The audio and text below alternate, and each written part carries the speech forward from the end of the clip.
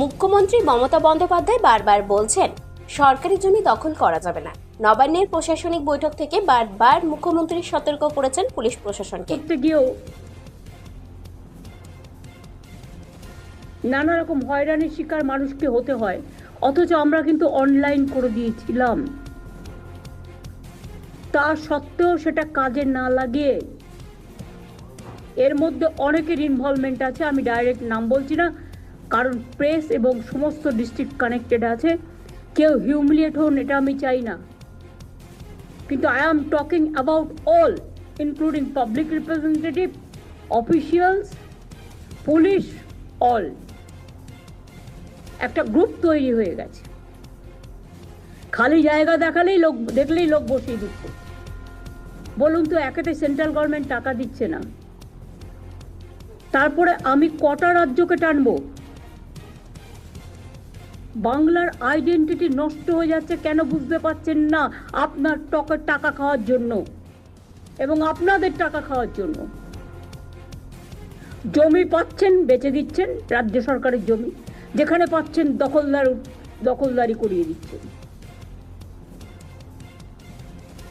Worst performance মিউনিসিপ্যালিটিগুলো কেন তৈরি করা হয়েছিল আমি জানি না। সবাই বলে মিউনিসিপ্যালিটি করে দিন, লাভটা কি?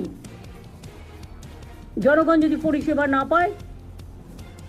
বিপিএল এর কাছ থেকে 4 একর জমি পেয়েছিল দুর্গাপুরের নেপালিপাড়া হিন্দি হাই স্কুল। অভিযোগ, 4 একরের মধ্যে 1.5 একর জমি দখল করে বসে রয়েছে ঝুপড়িবাসী, আর এতে বিপত্তি বেঁধেছে। স্কুলে রোবোটিক ক্লাস শুরু করার পরিকল্পনা রয়েছে, কিন্তু জায়গার অভাবে নতুন ভবন তৈরি করতে না পারাতে পড়ুয়ারা অত্যাধুনিক পঠন পাঠনের সুযোগ থেকে বঞ্চিত হচ্ছে। স্থানীয় পুলিশ প্রশাসন থেকে জেলা প্রশাসন সবাইকে বলেও কাজের কাজ না হয়। শেষ পর্যন্ত স্কুলের জমি দখলমুক্ত করতে মুখ্যমন্ত্রীর দপ্তরে পৌঁছলেন নেপালিপাড়া হিন্দি হাই স্কুলের প্রধান শিক্ষক ডক্টর কলিমুল হক।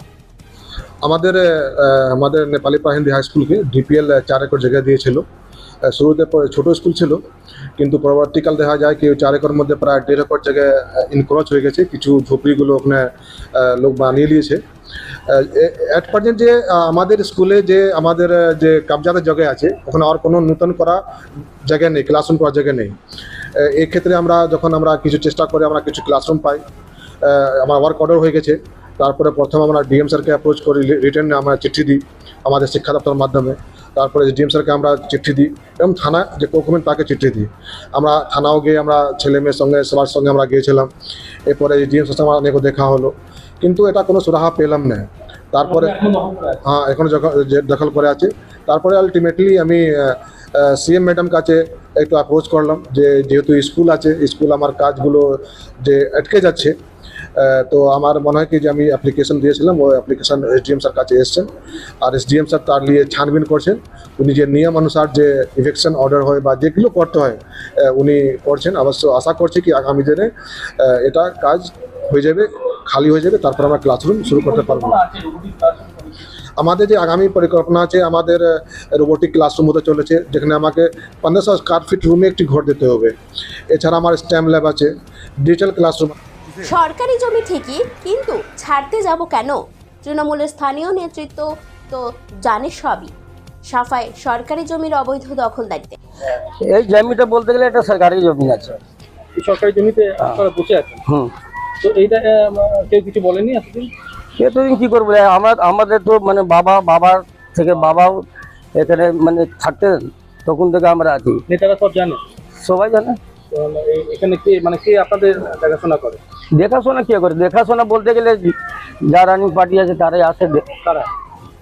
কারা বলতে গেলে যেরকম মানে বর্তমানে যারা যেরকম টিএমসি আছেন এখানে দেখেন, এখানে বলতে গেলে এবার নাম কাকে বলবো, এখানে তো আছে। মুখ্যমন্ত্রীর কড়া নির্দেশ, কোনোভাবেই অন্যায় বরদাস্ত করা হবে না। প্রতিক্রিয়া বর্ধমান দুর্গাপুরের তৃণমূল সাংসদ কৃতি আজাদের। इस विषय को आप मेरी संज्ञा में अभी लेकर के आए हैं, और जिस प्रकार से हमारी नेत्री ममता बंदोपाध्याय ने बच्चा का जन्म से लेके इंसान के स्मशान घाट तक का सबका व्यवस्था किया है, उसी प्रकार से जिस प्रकार स्कूल में अगर ज़मीन का कोई अधिग्रहण, कोई कब्जा हुआ है जिसके बारे में अभी तक हमको मालूम नहीं है, पता लगेगा तो हम लोग उसी अनुरूप काम करेंगे जिस अनुरूप सरकार को करना चाहिए। পুলিশকে বলা হবে এটা অন্যায় কাজ, মেনে নেওয়া যাবে না। প্রতিক্রিয়া দুর্গাপুরের তৃণমূল মুখপাত্র উজ্জ্বল মুখোপাধ্যায়। যথার্থ কথা তো, মুখ্যমন্ত্রী যেটা বলছেন শেষ কথা ঠিকই তো, যে যদি কেউ জমিটাকে অবৈধভাবে দখল করে রাখে সে তো আইনের ঊর্ধ্বে নয়, প্রশাসন তার ব্যবস্থা নেবে। যা যা প্রশাসনিক নিয়ম কানুন আছে সেই নিয়ম কানুন হয়ে তার ব্যবস্থা হবে। স্কুলের জমি যদি কেউ অবৈধভাবে দখল করে রেখে থাকে তাদেরকে সে প্রশাসন দেখবে, ওটাকে নিশ্চয়ই দেখবে। যারা ওখানে সমালোচনায় সরব বিরোধীরাও। বাবু নিজেই একজন তৃণমূল কংগ্রেসের শিক্ষা সেলের সাথে যুক্ত। তিনি যদি মুখ্যমন্ত্রীর দ্বারস্থ হয়ে একটা কাজ করাতে হয় তাহলে এর থেকে বোঝা যায় যে প্রশাসনে কতটা ব্যর্থ তৃণমূল। এটাই তার প্রথম উদাহরণ। আমরা তো প্রথমেই বলেছি যেখানে আইনের শাসন নেই, শাসকের আইন চলে, তাই কলিমুল বাবুকে উচিত অবিলম্বে শাসক দলের নেতাদের সাথে কথা বলা। যবে থেকে তৃণমূল সরকার ক্ষমতায় এসেছে, দুষ্কৃতি, জমি মাফিয়া, কিছু প্রমোটার যারা মনে করেছে তাদের সরকার চলছে। এই সরকারটা তাদের, তারা যা ইচ্ছা তাই করতে পারে। ভোটের সময় এরাই মানুষের গণতান্ত্রিক অধিকার হরণ করে। এদের মাথার ওপর নেতাদের হাত রয়েছে, তাই পুলিশ প্রশাসন এদের কিছু করার সাহস দেখাবে না। সরকারি স্কুলের জমি কি দখলমুক্ত হবে? তৎপর হবে প্রশাসন। দুর্গাপুর নেপালিপাড়া হিন্দি হাই স্কুলে 4,500-এর মতো পড়ুয়া রয়েছে। যদি দখল জমি ফেরত না পাওয়া যায় তাহলে যথেষ্ট সমস্যার মধ্যে তাদেরকে পড়তে হবে বলে জানান স্কুলের প্রধান শিক্ষক। দুর্গাপুর থেকে অনুরাধা সেনগুপ্তের রিপোর্ট, খাঁটি খবর।